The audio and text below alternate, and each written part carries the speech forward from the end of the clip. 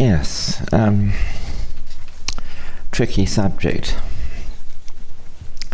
and not easy to get to grips with it, because it has so many facets and implications. It was called the narrow gate, or I think I originally called it the narrow way. It's called the narrow gate because I think there's a verse in the New Testament where Jesus said, narrow is the gate, or straight is the gate, and narrow is the way that leads to life, and few there be that find it. Broad is the gate that leads to destruction, and many there are that walk thereon. And in the Gita, no less than 3 gates are described that lead onto that broad and fateful pathway. And I won't go into that now. Perhaps a bit on Friday might come out on that.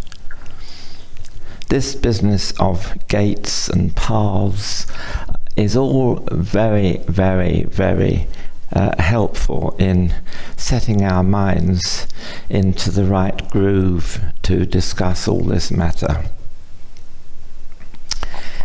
There's a book which I think Donald sold me at some time last summer school, the one before, by Ernest Wood, called Come Unto Me, and he was a brilliant, absolutely brilliant Theosophical lecturer in the first half of the 20th century.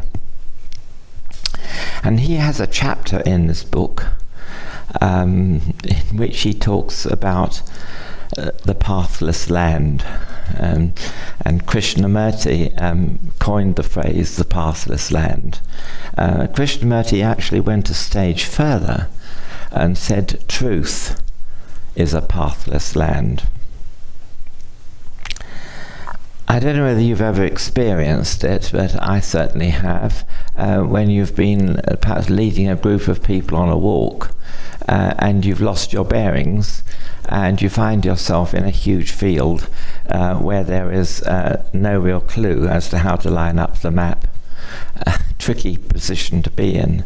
A slight sense of panic develops, I have to say, if the sun isn't out and you can't determine where north is. It's an experience which you have to know just how uncomfortable it is. And it was that sort of experience which I think John Bunyan had when he put Pilgrim in his book Pilgrim's Progress in this vast field, this pathless land, and he meets a man who seems to know the answer to his problem. He is absolutely terrified because he has seen that he's in a city that is set for destruction. In other words, he has found out that he's on that broad highway to destruction. And naturally, he also has a sense of panic. Wouldn't you? And he meets a man called Evangelist. And he explains the problem. And Evangelist says, can you see yonder wicket gate? There's a big field, and he peers out across the field to see if he can see this wicket gate. I can remember peering across fields to try and get a clue as to where the pathway was out of the field. And in the Gita, Krishna says, the paths men take from every side are mine. And Ernest Wood says, and that means every path, not selected or prescribed paths. So you have this feeling of being in this huge field, and all the paths, from whichever direction they come from, seem to disappear into this field and leave you stranded. What a tricky situation to be in. Furthermore, in The Voice of the Silence, we read, Thou canst not travel on the path before thou hast become the path itself. And I've always found, every time I've read The Voice of the Silence, which I've read several times, I've always been fascinated by what it means to become the path itself. What does it mean to become the path itself? It's strange.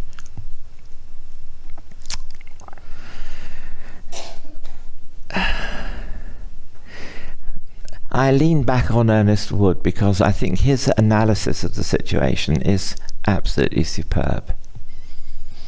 He says, imagine that you want to go on the path to truth. We're all on about truth this afternoon, and what is the path to truth? Be good to know, wouldn't it? He says, imagine that you want to climb a mountain, and on the top of the mountain there is the essence of truth, the goal of truth. He says every single step you take to get up that mountain has to be a step of truth. In other words, you have to be a person who admires truth, who eschews truth, who really appreciates truth in another person. You know how when you get to know a person to be a habitual liar, you cannot trust anything they say. You have the problem when they say anything to you as to whether they're telling the truth, or as they have so often told you lies, that perhaps they're lying this time. You don't know where you are, do you, with someone like that? Person who wants to climb this mountain of truth has to be a person who takes truth really seriously and treads the path of truth. And so, in the sense of The Voice of the Silence, it is true. You cannot travel on the path before thou hast become that path itself. And in fact, you can't even travel on the path in the deeper sense until you've got through that wicket gate. And there are some people who would like to find a shortcut to truth, but there is no shortcut. You either meet the criteria required to allow you through the wicket gate, or even to find the wicket gate, before you can get anywhere along the path, because the path starts the other side of John Bunyan's wicket gate. And the path is triple, triple in the deeply esoteric sense. Geoffrey Farthing, in his famous book Deity, Cosmos and Man, which some of you will have read because you've done the study course, what's it called? Diploma, that's right. Geoffrey Farthing writes here, evolution, as popularly understood, is largely concerned with physical changes, and I think Ron referred to it this morning. That this concern with the physical side is overwhelming. But Geoffrey says occultism speaks a triple evolutionary scheme, namely the monadic or spiritual, the intellectual, and the physical evolutions. The three, he says, being inextricably interwoven and interblended at every point. All three are represented in the constitution of man, making him the complex being he now is. The story of anthropogenesis, or the becoming of man, shows how physical nature could not, unaided, evolve intelligence. a hierarchy of beings referred to in the secret doctrine as the Manasaputras, or solar ancestors of man, which made of him a rational being by contributing the evolutionary power of intelligence and mind, the link between spirit and matter. So in a sense, all that I say in this afternoon about paths and fields and goodness knows what else has a triple meaning. And to understand the full meaning of this talk, you need to bear that in mind. In fact, Ernest Wood goes on to say that the same thing could be applied to freedom and love. If you really want to grasp the full significance of freedom, you have to put freedom at the top of the mountain, and every step you take up that mountain has to be one of freedom, where you take the full responsibility for the decisions you take in life, and you bear the karmic consequences of them totally, and not try and offload them onto somebody else. And he also says the same process applies if you really want to know the meaning of love. So it becomes a very deep subject.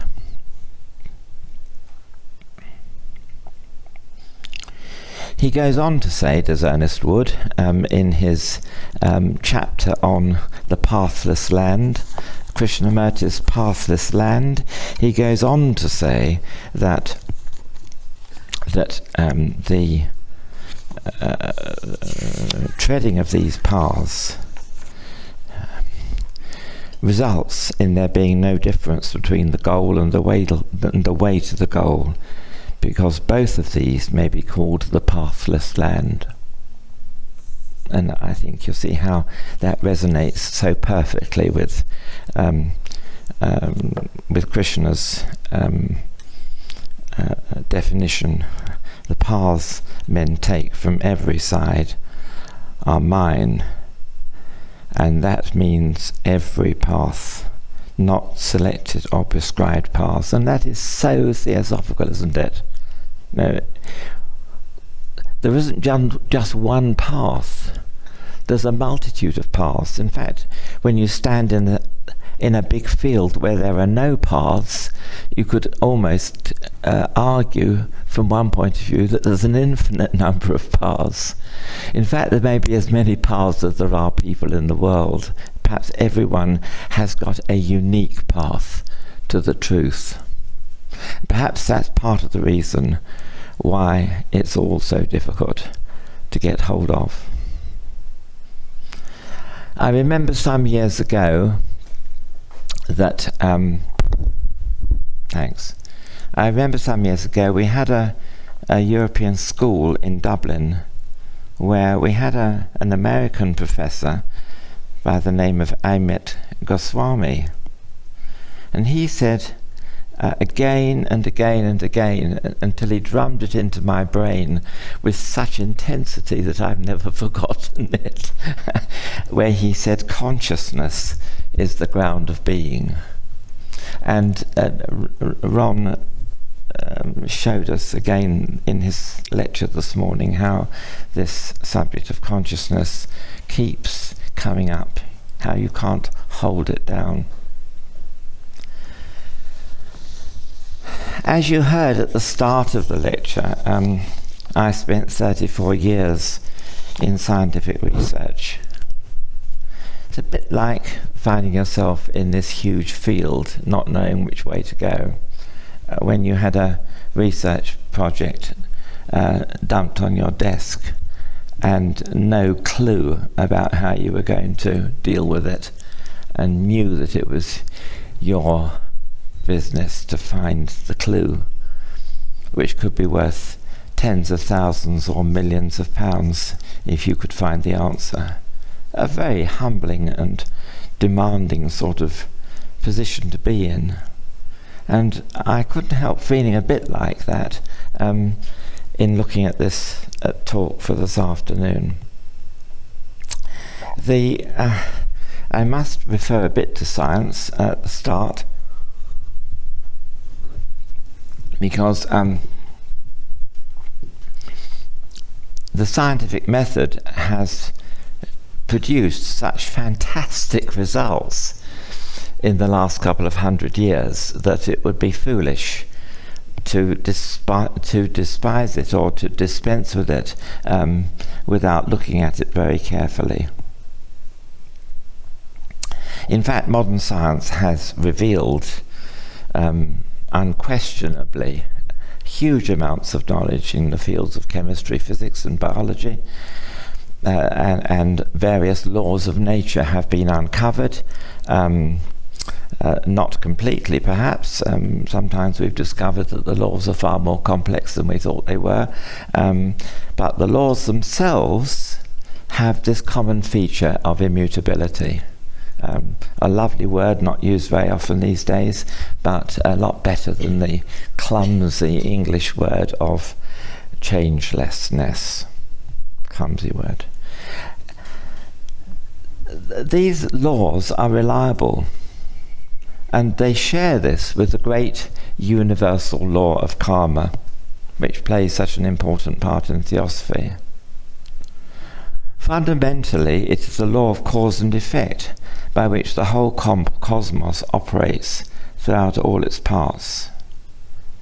And really, it runs so deeply through the Theosophical message that it is wrong, and if not stupid, to consider there are exceptions to it. There have been no exceptions found to it in physical science, and it's very unlikely that even in the spiritual realm there are exceptions to it. The whole business about reincarnating a number of times is to perfect our lives to the extent that we get control of this business of karmic consequences to the decisions we make in life. HPB writes in the Key to Theosophy, "We consider it the ultimate law of the universe, the source, origin, and fount of all other laws which exist throughout nature. Karma is that unerring law which adjusts every effect to its cause on the physical, mental, and spiritual planes of being." Back to Jeffrey's triple evolution, on the three different levels that we ourselves live our lives on, in which our consciousness is able to operate: the physical, the mental, and the spiritual planes of being. The inevitability of the law is taught in the Dhammapada. If a man speaks or acts with an evil thought, pain follows him as the wheel follows the foot of the ox that draws the carriage. And those of you who remember Yancey Hoskins will remember how she loved to keep drawing this little ox cart on the screen, on the board, to illustrate the absolutely unbreakable link between the results of the action and the action itself. If a man speaks or acts with an evil thought, just an evil thought, mate, nothing to do with doing naughty things or anything, just the evil thought, pain follows him as the wheel follows the foot of the ox that draws the carriage. And in trying to understand this triple pathway at these three different levels of consciousness and being, as Amit Goswami would call it, we have to remember the Hermetic axiom. The application of the Hermetic axiom is really the golden key which unlocks many of the difficulties we have in getting our minds to penetrate the subtleties of this huge subject. As above, so below. Those people have come to me and said, "What do you think it's like beyond the grave? What's it like in the next life?" And I say, well, by far the best thing is to remember the Hermetic axiom. The patterns that we experience during our earth life are almost certainly the sort of patterns that we shall experience beyond the grave. It enables us to imagine how the spiritual, esoteric world operates, bridging the whole subject from physical science through to spirituality. As most of you know, the scientific method is to observe nature and suggest hypotheses which explain her behaviour. So we are told that the process of checking and rechecking in order to validate the laws propounded by earlier generations of wise men has continued from time immemorial. That's where we trace back our authority for what we say. As I said, in the last few centuries, the method has had spectacular success in the field of material science, while at the same time it has provided the evidence for the esoteric science, which is the basis of the wisdom tradition and theosophy. And just to take an example, the recent evidence of an esoteric nature has been provided by the phenomenon of near-death experiences, NDEs, which provide a consistent, repeatable, immutable, if you like, pattern, which is an aspect of the natural law of cause and effect. This evidence, because of its repeatability of pattern, is very supportive of theosophical teaching, particularly in the Mahatma letters about the after-death processes and reincarnation. And totally unjustifiably, many modern scientists are strangely reluctant to allow this process of validation to be used outside the field of natural science. Can't come along to them and say, well, you use this process of validation for your work, why can't we use it for ours? Somehow there's this inability for them to see that we are justified in saying that, probably because most of them haven't found the wicket gate and haven't entered on the path. Because unless you've entered on the path, the whole thing is a closed book to you.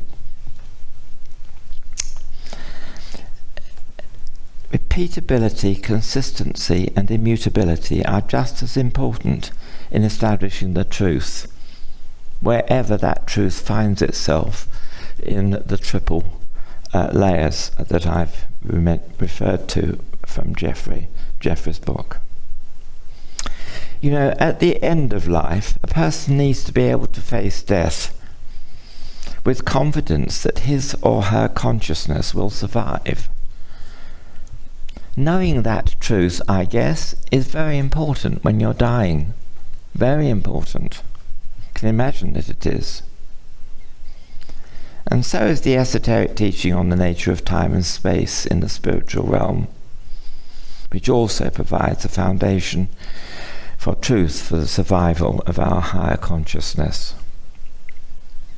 So, let's move on to consciousness a little bit more.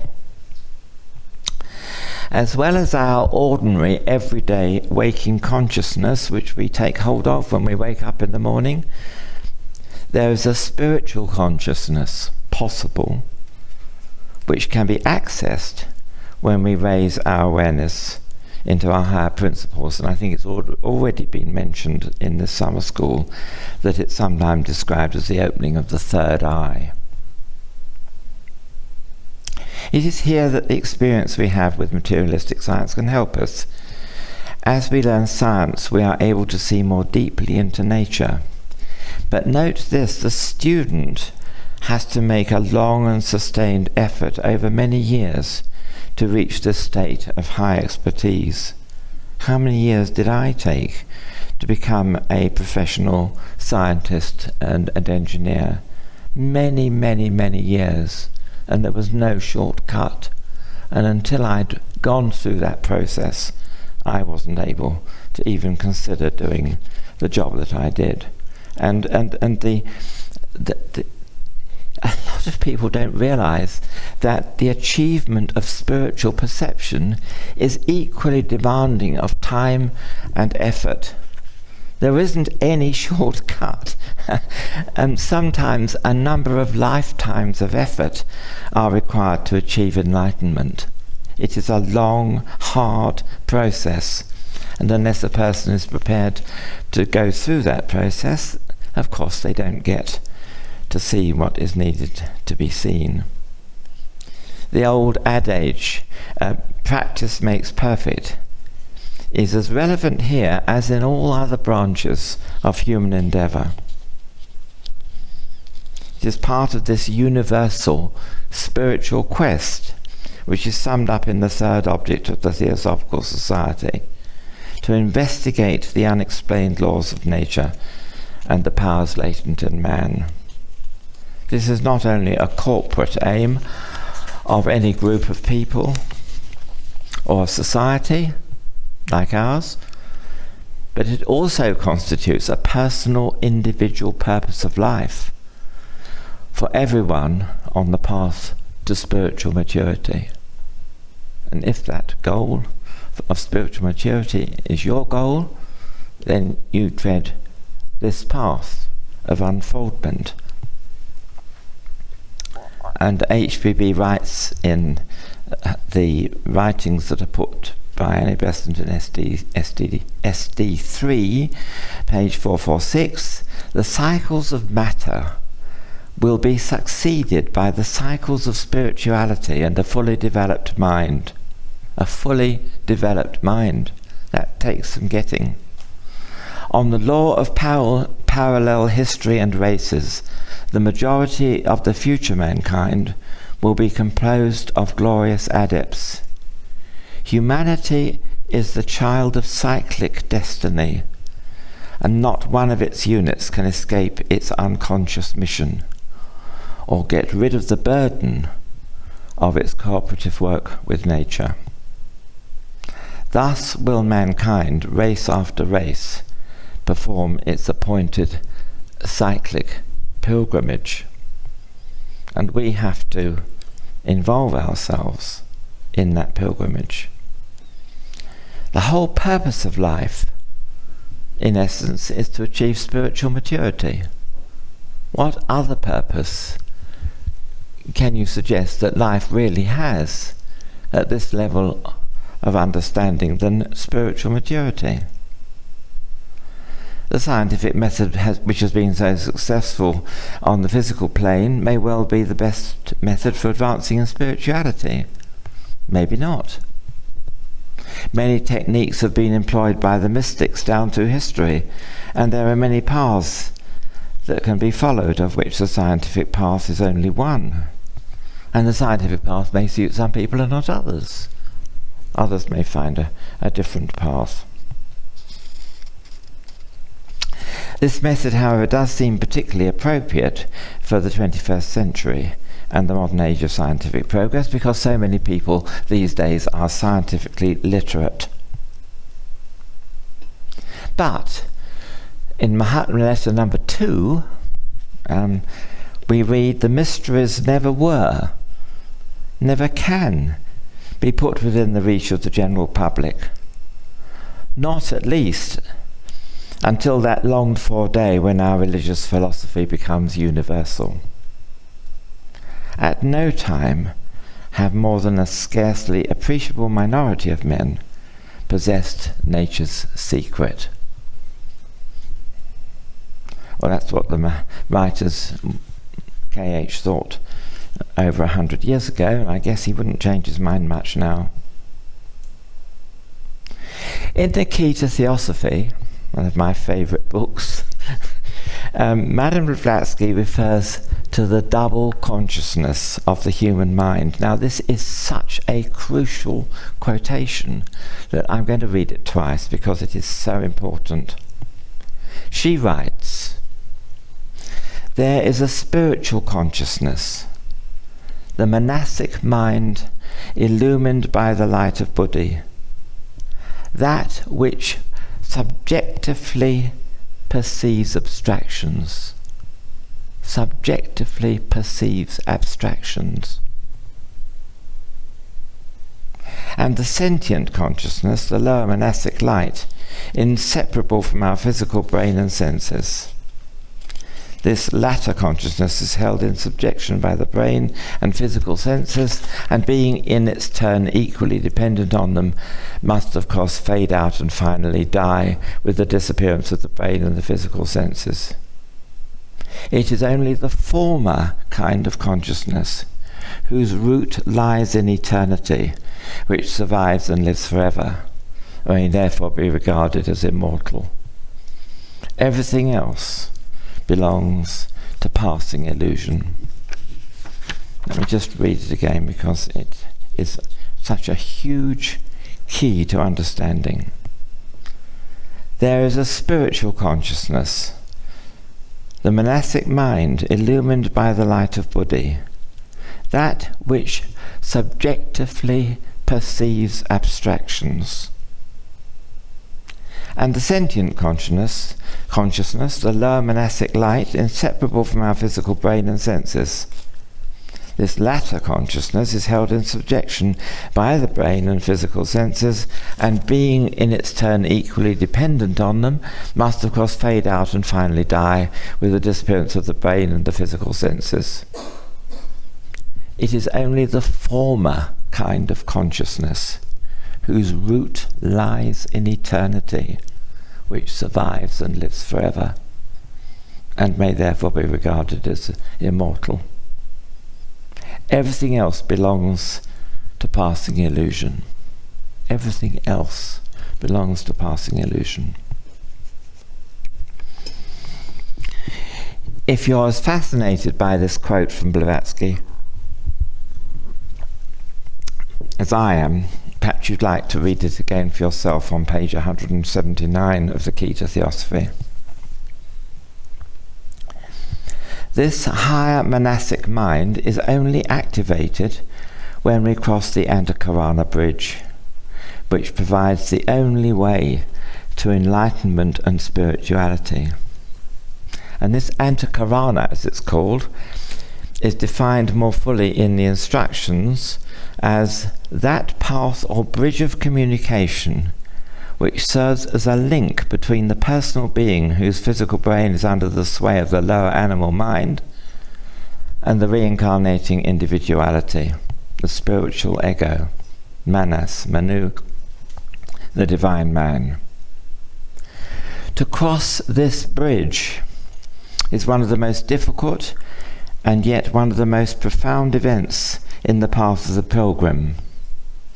It can only be achieved by constant attention to the spiritual life and practice which is offered by meditation and study. Some travellers on the road find religious practice, bhakti yoga, also helpful when a religion has an accessible, deep, esoteric side to it. And I guess most religions have got that esoteric side to them if you look for it hard enough.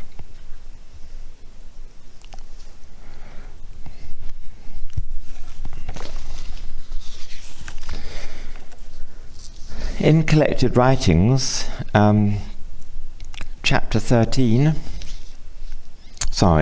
volume 13, page 219, we read these words, which I think sum it up pretty well. There is a road, steep and thorny, beset with perils of every kind, but yet a road, and it leads to the very heart of the universe.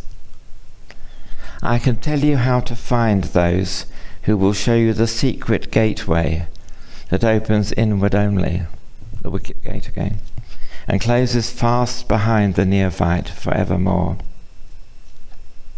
There is no danger that dauntless courage cannot conquer. There is no trial that spotless purity cannot pass through. There is no difficulty that strong intellect cannot surmount. For those who win onwards, there is reward past all telling, the power to bless and save humanity. For those who fail, there are other lives in which success may come.